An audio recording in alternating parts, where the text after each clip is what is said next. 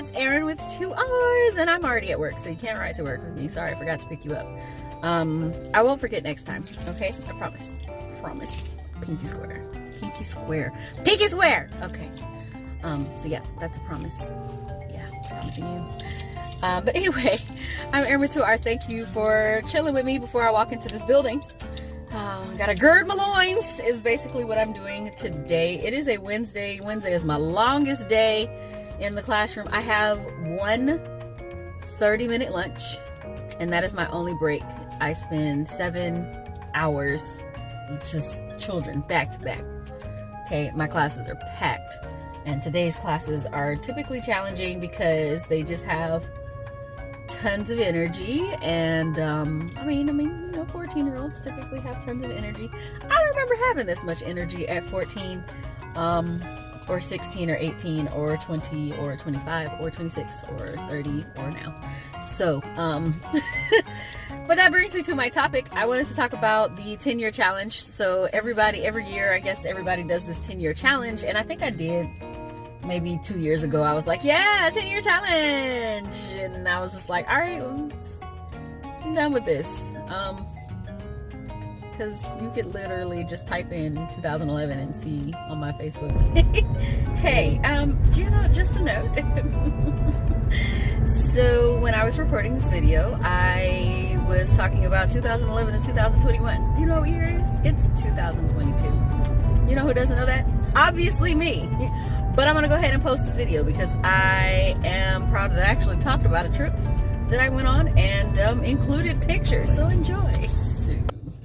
But no, this 10-year challenge is kind of cool because... Oh, okay. I got too many things on.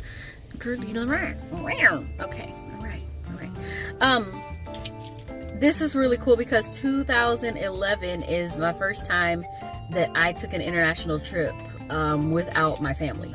I had an opportunity to teach English in Vietnam for the summer, and I wasn't, at first I was supposed to handle, it was a Vietnamese American private school, and they earned a high school diploma through the University of Texas.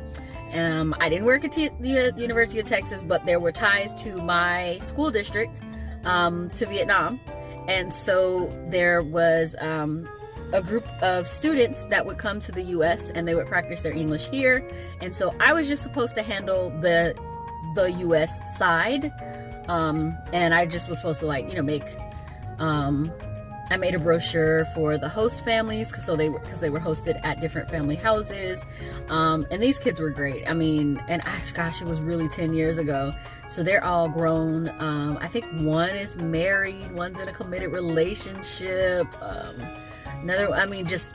They're doing amazing things. And they're all over the world.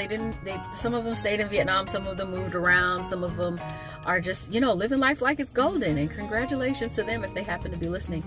But so at first I was not supposed to go to Vietnam, and then one of the teachers was like, hey, I can't go. Would you like to take my spot? And I was just like, no, I wouldn't.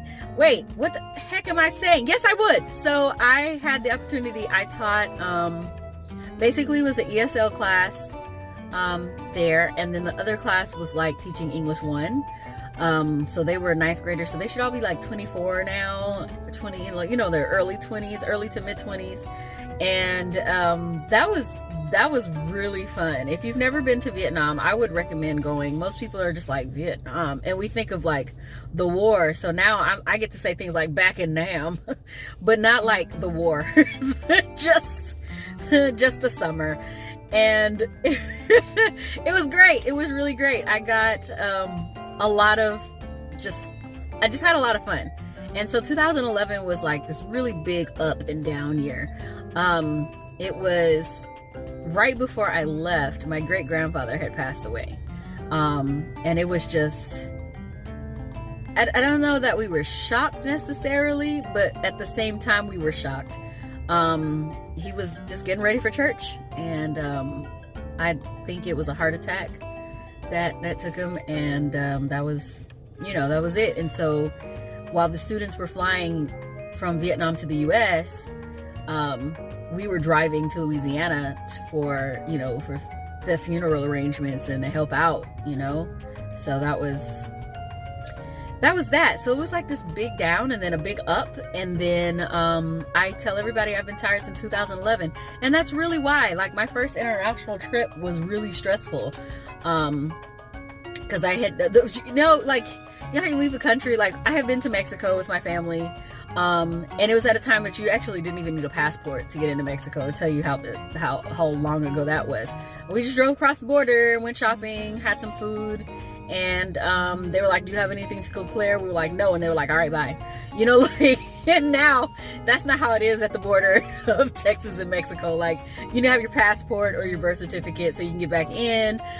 You might be searched, you know. So anyway, but this one, not only was I going to another country, I was going to another communist country. And I had never, like, you read about communist countries in your history book, and then you're just like, but what is that like? And it's just,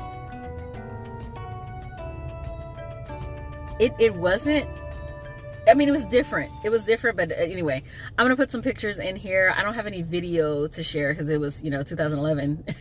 So phones were not that awesome at that point. But I have some pictures there. And so now, I have, since that point, like, I have had the courage to go on many international trips. But I've only gone on like 3. So it was Vietnam. I went to Austria, Italy, Germany, and then I went to Cozumel, just on a cruise though. And I plan to do a lot more traveling in the future. I don't share travel videos, and it's just not because I don't want to. It's because, like, I look at them and I'm just like, oh, that was beautiful. And then I call the people that I went on the trip with, and then I get distracted. But anyway, so that's my 10-year challenge. So I'll show you a 2011 picture. You probably would have already seen some, like, up here somewhere. And then there's me now, and I own an opera company, and I do a podcast, and I do this, and I work, and and I drink tea, and I drink wine, and I talk about books, and I sing opera by Black composers, preferably.